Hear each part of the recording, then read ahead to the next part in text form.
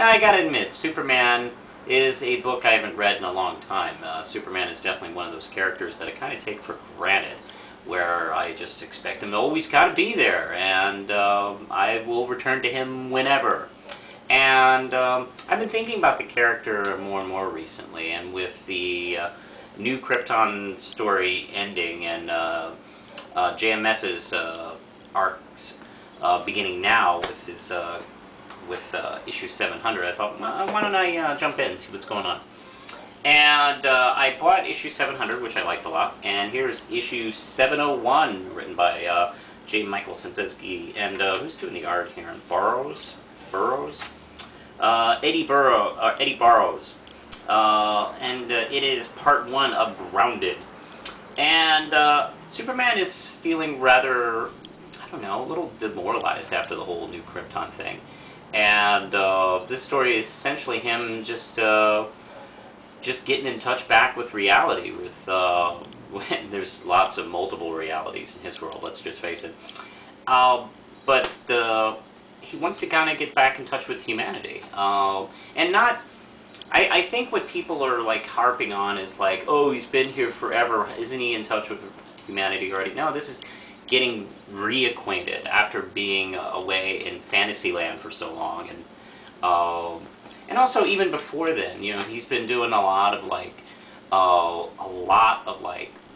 big giant storylines and epic battles everywhere, and this is about getting in touch with people again, and it's actually a pretty good story actually, and it's, I don't know why, maybe this is silly to bring up, but it's oddly reminding me of the first couple of pages with him walking, being hounded by reporters. Kind of reminds me of that sequence in Forrest Gump when Forrest is jogging and everybody's flipping out about it.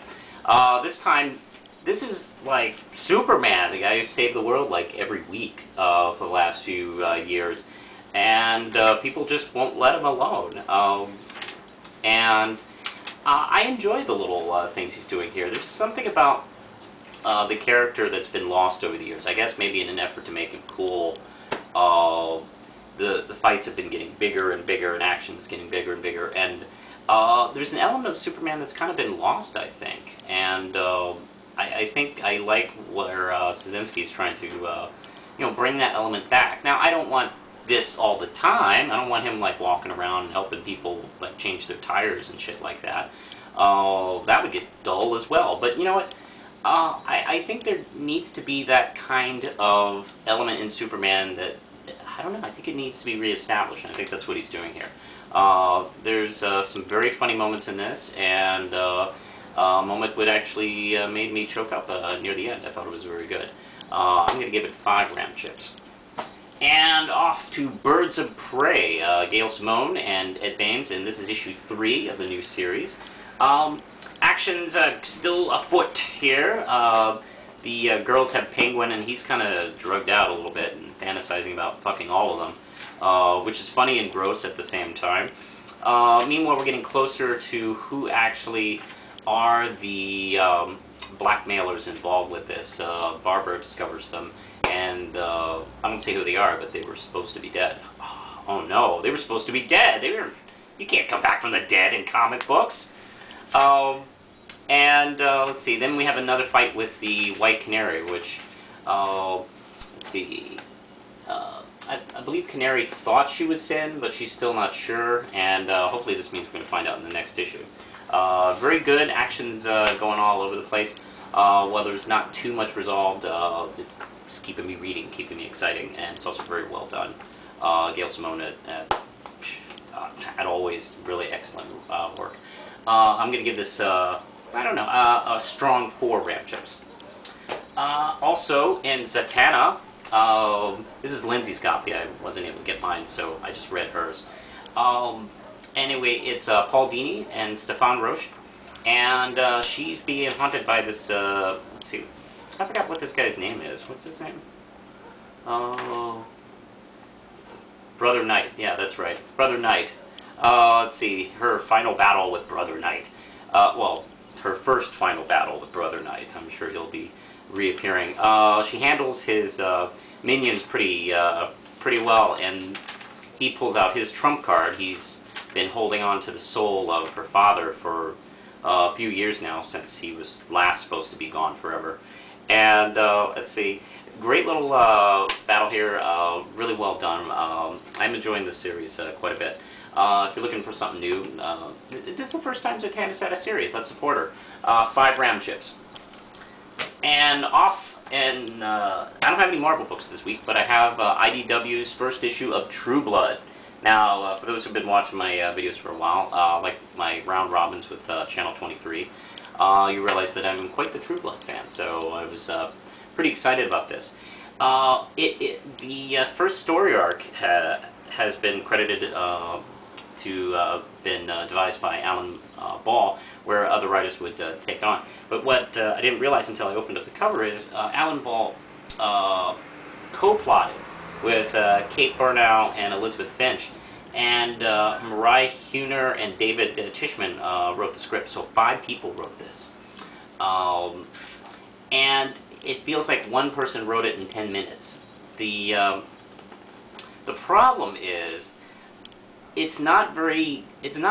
was hoping this book would probably be a good introduction to people who haven't seen the show. Not everybody has HBO, and some people are probably put off by, I don't know, maybe just the idea of jumping into another girl falls in love with vampire thing or something like that. So this would have been a nice, inexpensive way to take a peek at the series.